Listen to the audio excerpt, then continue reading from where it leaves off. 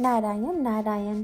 आज का विषय है प्रयत्न और परमेश्वर का समन्वय करें। समर्थ रामदास स्वामी कहते हैं कि संसार में कोई भी सुखी नहीं है, लेकिन हम कहते हैं यदि कोई राजा के पुत्र के नाते पैदा हुआ हो तो वह सुखी होता है। जैसे खाने पीने की कोई कठिनाई नहीं होगी, उसे कोई चिंता ही नहीं होती, ऐसा हम समझते हैं। क्या ऐसा कहना उचित है? हम ऐसा भी कहते हैं कि पिछले जन्म में हमने किसी का बड़ा नुकसान किया होगा, इसलिए इस जन्म में मुझे दुख भुगतना पड़ रहा है। और साथ साथ फलाशा से कोई कर्म प्रारंभ कर अगले जन्म की तैयारी शुरू कर देते हैं, किंतु उससे मुक्त होने का कोई मार्ग ढूंढते नहीं। बड़े बड़े लोग कर्म में अटक गए हैं। हमने जन्म लिया तो जन्म सार्थक हो, यही भावना हमारी होती है, किंतु इसी जन्म मृत्यु के चक्र में फंस गए तो क्या लाभ।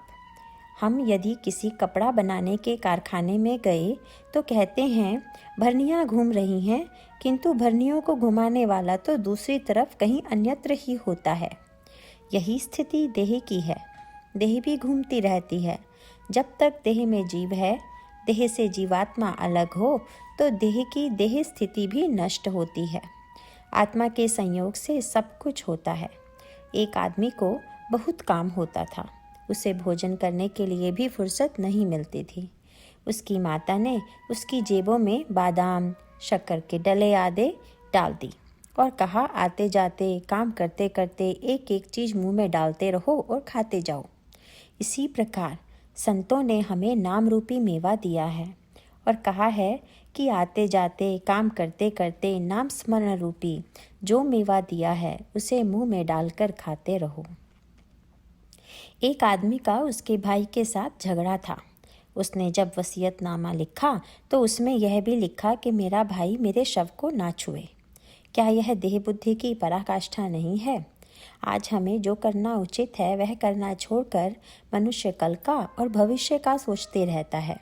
बहुत लोग यह चाहते हैं कि कल क्या होने वाला है वह मुझे ज्ञात हो, किंतु भविष्य के दिन हमारे अच्छे हों, इसलिए आज हमें अच्छा व्यवहार करना चाहिए। वैसा ना करते हुए बीते हुए समय का या भविष्य के समय में क्या करना है, चिंता और चिंतन में हम समय बर्बाद करते हैं। अर्थात जो अनावश्यक है उसी की चिंता करते हैं। यही माया का लक्षण है। माया के फंदे में जो फंस गए हैं वे जो नहीं करना चाहिए वही करेंगे और कल की चिंता करते रहेंगे।